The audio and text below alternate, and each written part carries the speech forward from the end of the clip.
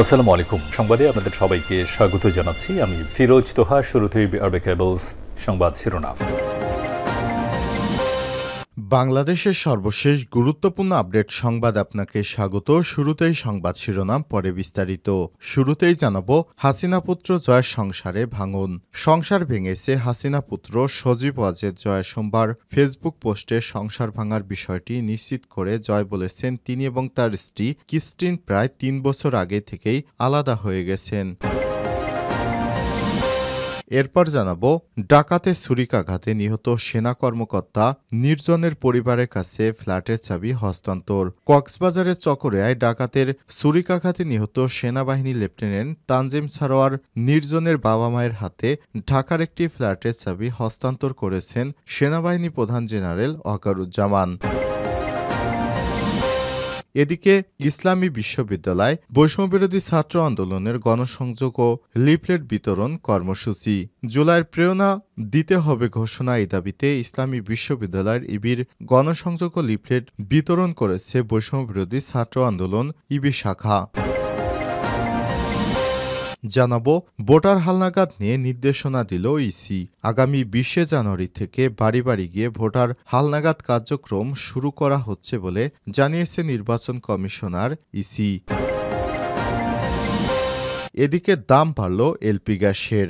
দেশে ১২ KG তরলীকৃত petroleum gas LPG সিলিন্ডারের দাম ভোক্তা পর্যায়ে ৪ টাকা বাড়িয়ে ১,৪৫৯ টাকা নির্ধারণ করা হয়েছে। Bangladesh energy regulatory commission BRC মঙ্গলবার ১৪ জানুয়ারি এক বিজ্ঞপ্তিতে নতুন মূল্যের ঘোষণা দেয়, যা আজ সন্ধ্যা থেকেই কার্যকর করা হবে। এবং সর্বশেষ জানাবো, সীমান্তে ভারতের ৬ সেনা আহত। সীমান্তে ভয়াবহ বিস্ফোরণের ঘটনায় ৬ ভারতীয় সেনা আহত হয়েছে। একাধিক সূত্রের তথ্য অনুযায়ী মঙ্গলবার জম্মু কাশ্মীরের রাজৌরির নৈশেরা সেক্টরে সীমান্তের নিয়ন্ত্রণ রেখার কাছে মাইন বিস্ফোরণে এই হতাহতের ঘটনা ঘটে। প্রিয় দর্শক, এতক্ষণ শুনছিলেন সংবাদ শিরোনাম, এবারে বিস্তারিত। তবে তার আগে বন্ধুরা, অনুরোধ থাকবে এই সংবাদটিতে একটি লাইক দিন। এই চ্যানেলে আপনি নতুন হয়ে থাকলে আমাদের সংবাদটি দেখতে দেখতে চ্যানেলটি সাবস্ক্রাইব করে রাখুন। কমেন্ট করে বন্ধুরা আপনার মূল্যবান মতামত জানিয়ে দিন আপনি বিশ্বের কোন দেশ থেকে বা বাংলাদেশের কোন স্থান থেকে আমাদের সংবাদটি দেখছেন এবং শুনছেন। এবারে বিস্তারিত। হাসিনা পুত্র জয়ের সংসারে ভাঙন।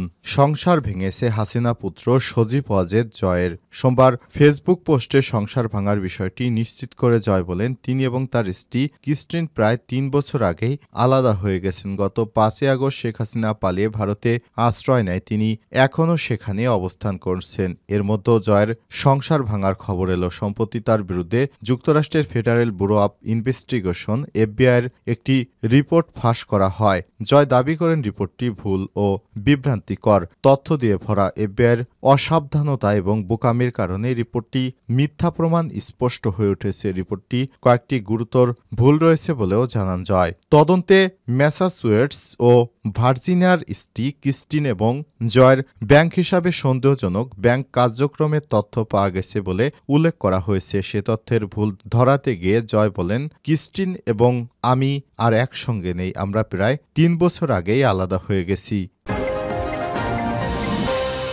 ডাকাতে ছুরিকাঘাতে নিহত সেনা কর্মকর্তা নির্জনের পরিবারের কাছে ফ্ল্যাটের চাবি হস্তান্তর। কক্সবাজারের চকরিয়ায় ডাকাতের ছুরিকাঘাতে নিহত সেনাবাহিনীর লেফটেন্যান্ট তানজিম সারোয়ার নির্জনের বাবা মায়ের হাতে ঢাকার একটি ফ্ল্যাটের চাবি হস্তান্তর করা হয়েছে। সোমবার ১৪ জানুয়ারি পূর্বাচল জলশিরি আবাসনের চাবিটি নির্জনের বাবা মায়ের হাতে হস্তান্তর করেন সেনাপ্রধান জেনারেল ওয়াকারুজ্জামান। সেনাবাহিনীর ফেসবুক পোস্টে সব তথ্য জানানো হয়েছে। এতে বলা হয়েছে, কক্সবাজারের চকরিয়া গত ২৪শে সেপ্টেম্বর ডাকাতি মোকাবেলায় যৌথ বাহিনীর অভিযান পরিচালনাকালে দুর্বৃত্তদের আঘাতে নিহত হন এই সেনাবাহিনীর কর্মকর্তা। মাতৃভূমির জন্য দায়িত্ব পালনে তার নিঃস্বার্থ আত্মত্যাগ চিরস্মরণীয় হয়ে থাকবে। নির্জন নিহতের পর আইএসপিআর জানায়, ঘটনার রাতে চকরিয়ার পূর্ব মাইসপাড়া গ্রামে ডাকাতির খবর আসে। ঘণ্টাখানেকের মধ্যে চকরিয়া আর্মি ক্যাম্পের সদস্যরা সেখানে পৌঁছান। অভিযানের সময় ৭ থেকে ৮ সদস্যের ডাকাত দলটি কয়েকজনকে তাড়া করে লেফটেন্যান্ট নির্জন। এ সময় নির্জনের ঘাড়ে ছুরিকাঘাত করে ডাকাতের সদস্যরা, এতে প্রচুর রক্তক্ষরণ শুরু হয়। হয়। তাৎক্ষণিকভাবে তাকে মালুমঘাট মেমোরিয়াল হাসপাতালে নিয়ে গেলে কর্তব্যরত চিকিৎসক তাকে মৃত ঘোষণা করে। নির্জনের মৃত্যুর পর বাংলাদেশে শোকের বন্যা বয়ে যায়, কারণ নির্জন ছিল তার পরিবারের একমাত্র ছেলে। নির্জনের বাবা মা তার ছেলেকে হারিয়ে ভীষণই কান্নায় ভেঙে পড়ে এবং তার পরিবারকে দেখভাল এবং নির্জনের পরিবারকে সেনাবাহিনীর পক্ষ থেকে সহায়তার কথা জানানো হয় এবং এরই ধারাবাহিকতায় তার পরিবারের কাছে আজ সেনাপ্রধান জেনারেল ওয়াকারুজ্জামানের পক্ষ থেকে ফ্ল্যাটের চাবি হস্তান্তর করা হয়েছে। বৈষম্যবিরোধী ছাত্র আন্দোলনের গণসংযোগ ও লিফলেট বিতরণ কর্মসূচি জুলাইয়ের প্রেরণা দিতে হবে ঘোষণা, এই দাবিতে ইসলামী বিশ্ববিদ্যালয়ের ইবির গণসংযোগ ও লিফলেট বিতরণ করেছে বৈষম্যবিরোধী ছাত্র আন্দোলনের ইবি শাখা। এ সময় শিক্ষার্থীদের মাঝে জুলাই বিপ্লবের ঘোষণাপত্রের প্রয়োজনীয়তা গুরুত্ব তুলে ধরেন তারা। মঙ্গলবার ১৪ জানুয়ারি দুপুর ২টার দিকে বিশ্ববিদ্যালয়ের ঝাল চত্বর থেকে গণসংযোগ ও লিফলেট বিতরণ শুরু করেন তারা। পরে বটতলা ডায়না চত্বরসহ বিভিন্ন দোকানে লিফলেট বিতরণ করেন। লিফলেটের মাধ্যমে তারা গণঅভ্যুত্থানে আওয়ামী খুনি ও দোসরদের বিচারের অঙ্গীকারসহ ৭ দফা দাবি জানান এবং ঘোষণাপত্রের অন্তর্ভুক্তির জোর দাবি করেন। কর্মসূচিতে বৈষম্যবিরোধী ছাত্র আন্দোলনের ইবির প্রধান সমন্বয়ক S M sweet, সহ-সমন্বয়ক Nahid Islam, Golam Rabbani, ইয়াসিরুল কবির সৌরভ ও তানভীর মণ্ডল সহ অন্যান্যরা উপস্থিত ছিলেন। এ সময় সমন্বয়ক এস এম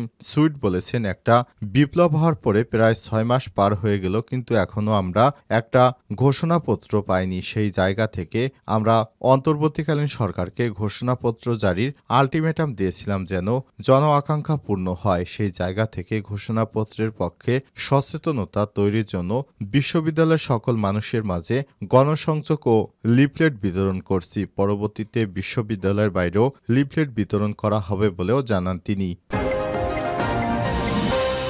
ভোটার হালনাগাদ নিয়ে নির্দেশনা দিল ইসি। আগামী ২০ জানুয়ারি থেকে বাড়ি বাড়ি গিয়ে ভোটার হালনাগাদের কার্যক্রম শুরু করতে যাচ্ছে নির্বাচন কমিশন। ইসি ভোটার হালনাগাদ কর্মসূচি উপলক্ষে বিশেষ নির্দেশনা দিয়েছে সংস্থাটি। মঙ্গলবার ১৪ জানুয়ারি নির্বাচন কমিশনারের এক বিজ্ঞপ্তিতে এই নির্দেশনা দেয় ইসি। বিজ্ঞপ্তিতে জানানো হয়েছে, ভোটার তালিকা হালনাগাদ কর্মসূচি ২০২৫-এ ভোটার যোগ্য ব্যক্তিদের তথ্য সংগ্রহ ও সুপারভাইজার কর্তৃক যাচাই ২০ জানুয়ারি থেকে ৩ ফেব্রুয়ারি পর্যন্ত ভোটারদের বাড়ি বাড়ি গিয়ে সম্পন্ন করা হবে। ২০০৮ সালের ১ জানুয়ারি অথবা তার পূর্বে যাদের জন্ম তাদেরও বিগত ভোটার তালিকা হালনাগাদ কার্যক্রম যারা বাদ পড়েছেন তাদেরকে ভোটার তালিকাভুক্তি করতে হবে। এছাড়াও মৃত ভোটারদেরকে ভোটার তালিকা থেকে কর্তন ও আবাসস্থল পরিবর্তনের কারণে স্থানান্তরের বিষয়ে কার্যক্রম গৃহীত হবে। এই কর্মসূচিতে হিজড়া জনগোষ্ঠীর নাম ভোটার তালিকায় অন্তর্ভুক্ত করতে পারবেন। কর্মসূচির বিশেষ নির্দেশনাগুলো হচ্ছে: ১ পহেলা জানুয়ারি ২০০৮ বা তার পূর্বে যাদের জন্ম তাদের বিগত ভোটার তালিকা হালনাগাদ কার্যক্রমে যারা বাদ পড়েছেন তাদের বাড়ি বাড়ি গিয়ে সংগ্রহ করা। ২ তথ্য সংগ্রহকালে কোনো ব্যক্তি বা তথ্য ফর্ম পূরণের পূর্বে তিনি ইতিপূর্বে ভোটার হয়েছেন কিনা তা অবশ্যই নিশ্চিত করা। বাদ পড়া ভোটারদের ক্ষেত্রে বাদ পড়ার কারণ যাচাইপূর্বক নিশ্চিত করা। ৪ কোনো ব্যক্তির নামে আগে বা পরে কোনো পেশা, খেতাব, পদবি, অর্জিত শিক্ষাগত যোগ্যতা ইত্যাদি সংযুক্ত না করা। ৫ ভোটার যোগ্য ব্যক্তির বাংলা নামের ইংরেজি বানান যথাযথভাবে লিপিবদ্ধ করা। বাড়ি বাড়ি যাওয়ার সময় ভোটার যোগ্য অনুপস্থিত ব্যক্তিদের তথ্য দিয়ে অবশ্যই রেজিস্টারে লিপিবদ্ধ করা। নিবন্ধন কেন্দ্রে আসার জন্য নিবন্ধন স্লিপ ফরম ৫ পূরণের সঙ্গে সঙ্গে প্রদান করা।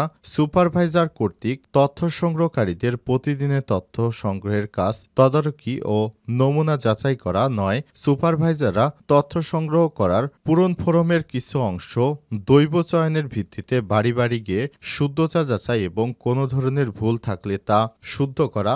ভোটারযোগ্য মহিলাদের নিবন্ধনের বিষয়টি অবশ্যই নিশ্চিত করা। কোনো ক্রমেই ভোটারযোগ্য মহিলারা যেন বাদ না পড়েন তা তথ্য সংগ্রহকারী এবং সুপারভাইজার কর্তৃক নিশ্চিত করা। নিবন্ধন ফরম পূরণকারীদের নিবন্ধন কেন্দ্রে উপস্থিত বিষয়টি নিশ্চিত করা।